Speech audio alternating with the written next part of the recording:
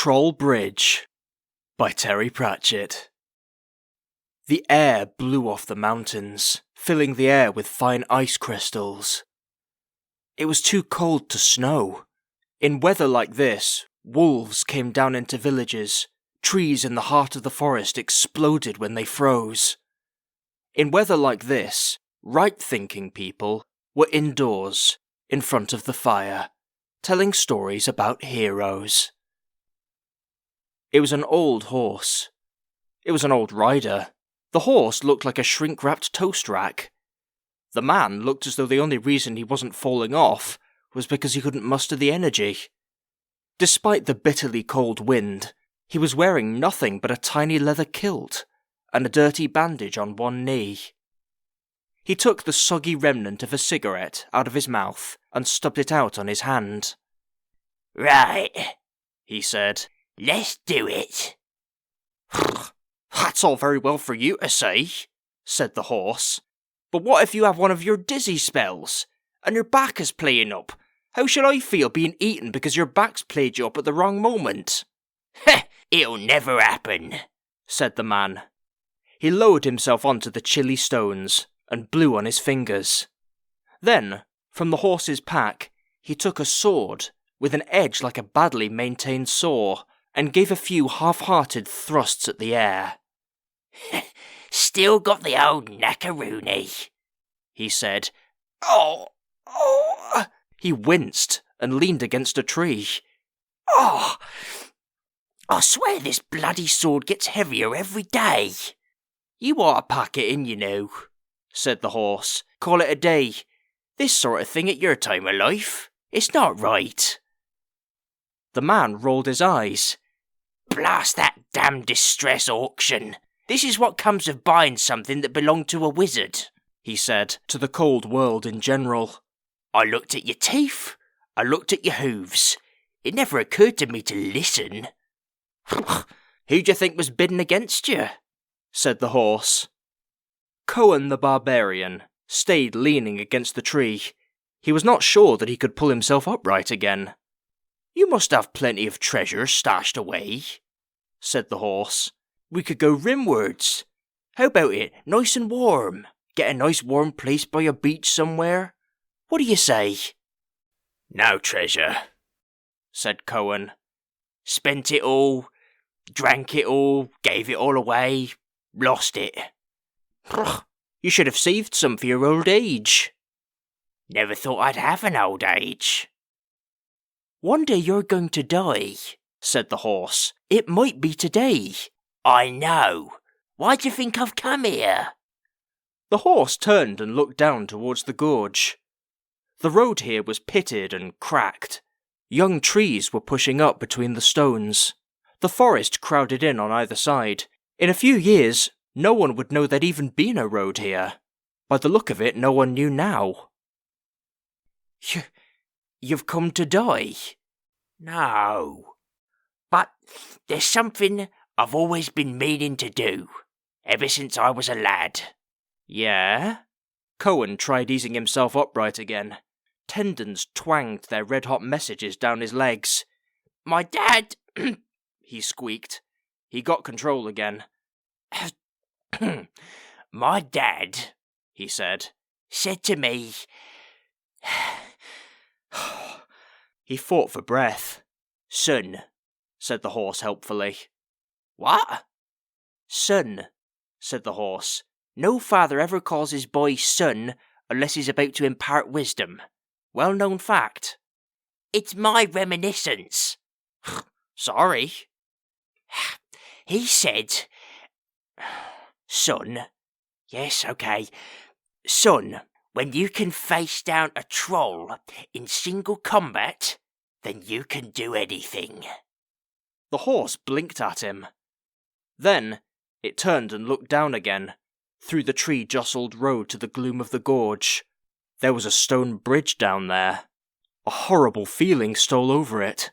Its hooves jiggled nervously on the ruined road. "Rimwards," it said. "Nice and warm." "No." "Well, what's the good of killing a troll? What have you got when you've killed a troll?" A dead troll. That's the point. Anyway, I don't have to kill it. Just defeat it. 1-on-1. Mono, troll. And if I didn't try, my father would turn in his mound. You told me he drove you out of the tribe when you were 11. Best day's work he ever did. Taught me to stand on other people's feet. Come over here, will ya? The horse sidled over. Cohen got a grip on the saddle and heaved himself fully upright. And you're going to fight a troll today, said the horse. Cohen fumbled in the saddlebag and pulled out his tobacco pouch. The wind whipped at the shreds as he rolled another skinny cigarette in the cup of his hands. Yeah, he said. And you've come all the way out here to do it? Got to, said Cohen. When did you last see a bridge with a troll under it? There were hundreds of them when I was a lad. Now, there's more trolls in the cities than there are in the mountains. Fat as butter, most of them. What did we fight all those wars for? Now, cross that bridge. It was a lonely bridge, across a shallow, white and treacherous river in a deep valley. The sort of place where you got a grey shape vaulted over the parapet and landed splay-footed in front of the horse. It waved a club. All right, it growled. Oh, the horse began. The troll blinked. Even the cold and cloudy winter skies seriously reduced the conductivity of a troll's silicon brain, and it had taken it this long to realise that the saddle was unoccupied. It blinked again, because it could suddenly feel a knife point resting on the back of its neck. Hello, said a voice by its ear. The troll swallowed, but very carefully. Look, it said desperately. It's tradition, okay? A bridge like this, people ought to expect a troll. Here, it added, as another thought crawled past. How come I never heard you creeping up on me? Because I'm good at it, said the old man. That's right, said the horse. He's crept up on more people than you've had frightened dinners. The troll risked a sideways glance. Bloody hell, it whispered. You think you're Cohen the Barbarian, do you? What do you think? Said Cohen the Barbarian. Listen, said the horse. If he hadn't wrapped sacks around his knees, you could have told by the clicking. It took the troll some time to work this out. Oh, wow, it breathed. On my bridge? Wow! What? Said Cohen. The troll ducked out of his grip and waved its hands frantically.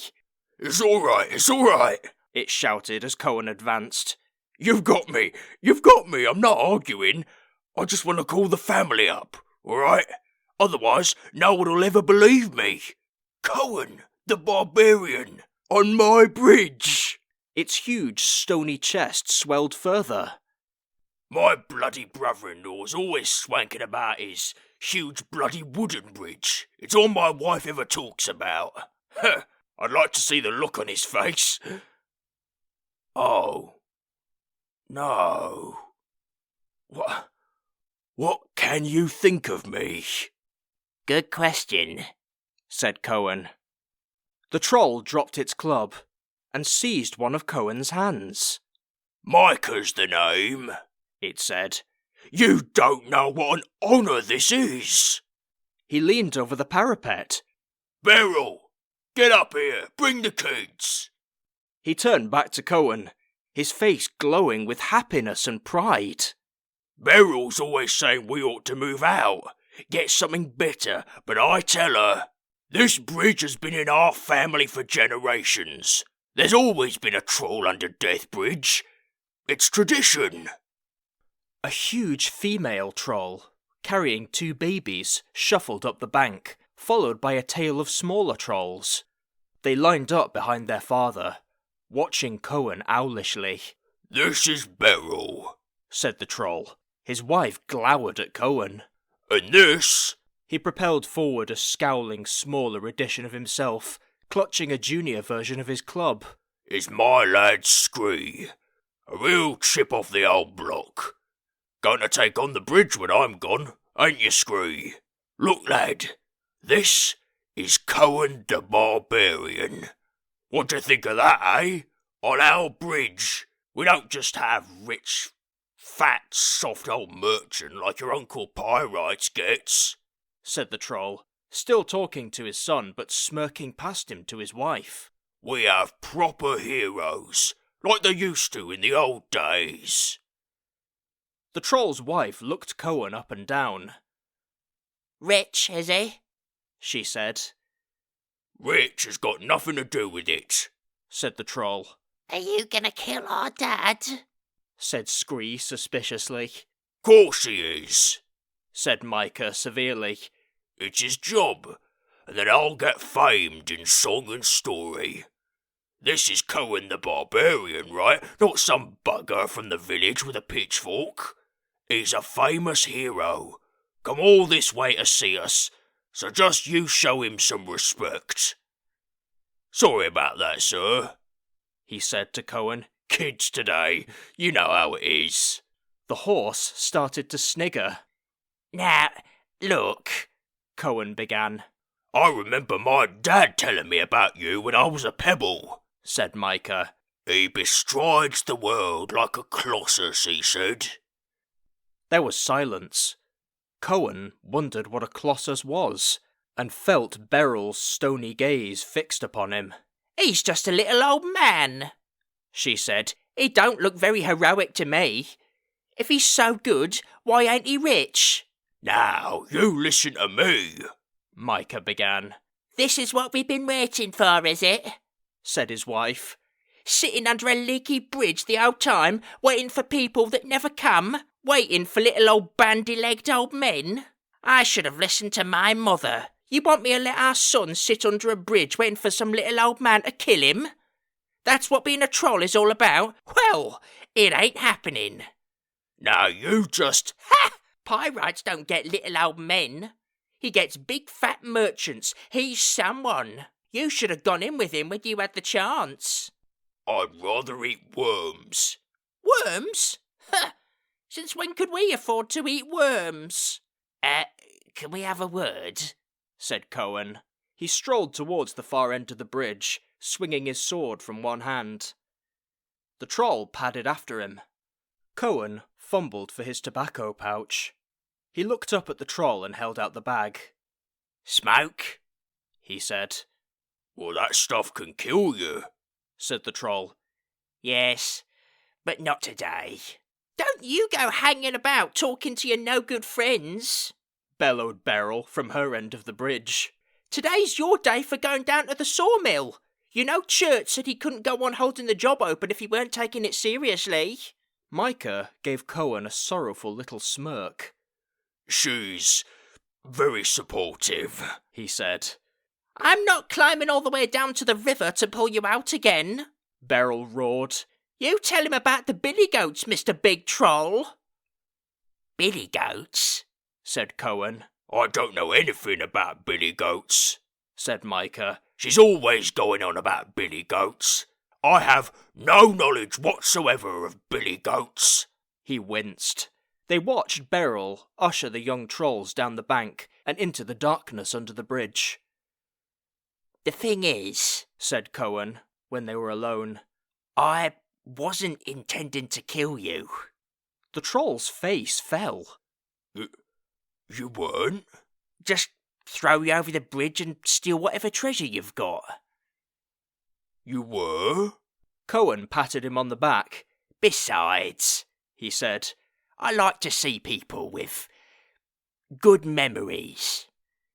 That's what the land needs, good memories. The troll stood to attention. I try to do my best, sir, it said. My lad wants to go off to work in the city. I've told him there's been a troll under this bridge for nigh on 500 years. So if you just hand over the treasure, said Cohen, I'll be getting along. The troll's face creased in sudden panic. Treasure? Haven't got any, it said. Oh, come on, Said Cohen. well set up bridge like this. Yeah, but no one uses this road anymore, Said Micah. You're the first one along in months, and that's a fact. Beryl says I ought to have gone in with her brother when they built that new road over his bridge, but He raised his voice. I said there's been trolls under this bridge. Yeah, Said Cohen. The trouble is, the stones keep falling out, Said the troll. and you'd never believe what these masons charge. Bloody dwarves, you can't trust 'em. He leaned towards Cohen. To tell you the truth, I'm having to work 3 days a week down at my brother-in-law's lumber farm just to make ends meet. I thought your brother-in-law had a bridge. Said Cohen. One of 'em has, but my wife's got brothers like dogs have fleas. Said the troll. He looked gloomily into the torrent. One of 'em's a lumber merchant down in Sourwater. One of 'em runs the bridge, and the big fat one is a merchant over on Bitterpike. Call that a proper job for a troll? Well, one of them's in the bridge business, though.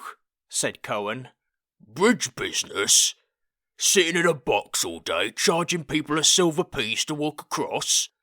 Half the time he ain't even there. He just pays some dwarf to take the money, and he calls himself a troll. You can't tell him from human until you're right up close. Cohen nodded understandingly. Do you know, Said the troll. I have to go over and have dinner with them every week. All 3 of them, and listen to 'em go on about moving with the times. He turned a big sad face to Cohen. What's wrong with being a troll under a bridge? He said. I was brought up to be a troll under a bridge. I want young Scree to be a troll under a bridge after I'm gone. What's wrong with that? You've got to have trolls under bridges. Otherwise, what's it all about? What's it all for? They leaned morosely on the parapet, looking down into the white water. You know, Said Cohen. I can remember when a man could ride all the way from here to the Blade Mountains and never see another living thing. He fingered his sword. At least, not for very long. He threw the butt of his cigarette into the water. It's all farms now. All little farms, run by little people. And fences everywhere. Everywhere you look, farms and fences and little people. She's right, of course, Said the troll, continuing some interior conversation. There's no future in just jumping out from under a bridge. I mean, Said Cohen. I've got nothing against farms. Or farmers, you've got to have 'em. It's just that they used to be a long way off, around the edges. Now, this is the edge. Push back all the time, Said the troll. changing all the time. Like my brother-in-law, Chert. A lumber mill. A troll running a lumber mill. And you should see the mess he's making of Cutshade Forest. Cohen looked up, surprised. What, the one with the giant spiders in it? Spiders? There ain't no spiders now. Just stumps. Stumps? Stumps? I used to like that forest. It was... well, it was darksome. You don't get proper darksome anymore. You really knew what terror was in a forest like that. You want darksome? He's replanting with spruce, Said Micah. Spruce? It's not his idea. He wouldn't know one tree from another. That's all down to Clay. He put him up to it. Cohen felt dizzy. Who's Clay? I said I got 3 brothers-in-law, right? He's the merchant. So he said, Replanting would make the land easier to sell. There was a long pause while Cohen digested this. Then he said, You can't sell Cut Shade Forest. It doesn't belong to anyone. Yeah, that's why he says you can sell it. Cohen brought his fist down on the parapet. A piece of stone detached itself and tumbled down into the gorge. Oh, sorry, he said. That's all right. Bits fall off all the time, like I said. Cohen turned. What's happening? I remember all the big old wars. Don't you? You must have fought. I carried a club, yeah. It was supposed to be for a bright new future and law and stuff. That's what people said. Well, I fought because a big troll with a whip told me to, said Micah cautiously. But I know what you mean. I mean, it wasn't for farms and spruce trees, was it? Micah hung his head. And here's me, with this apology for a bridge. I feel really bad about it, he said. You coming all this way and everything? And there was some king or other, said Cohen vaguely, looking at the water. And I think there were some wizards. But there was a king, I'm pretty certain there was a king. Never met him. You know, he grinned at the troll. I can't remember his name. I don't think they ever told me his name. About half an hour later, Cohen's horse emerged from the gloomy woods onto a bleak windswept moorland. It plodded on for a while, before saying, All right, how much did you give him? 12 gold pieces, said Cohen. Why'd you give him 12 gold pieces? I didn't have more than 12. You must be mad. When I was just starting out in the barbarian hero business, said Cohen, every bridge had a troll under it. And you couldn't go through a forest like we've just gone through without a dozen goblins trying to chop your head off. He sighed. I wonder what happened to 'em all. You, said the horse. Well, yes, but I always thought there'd be some more. I always thought there'd be some more edges. How old are you? Said the horse. I dunno. Old enough to know better then. Yeah, right. Cohen lit another cigarette and coughed until his eyes watered.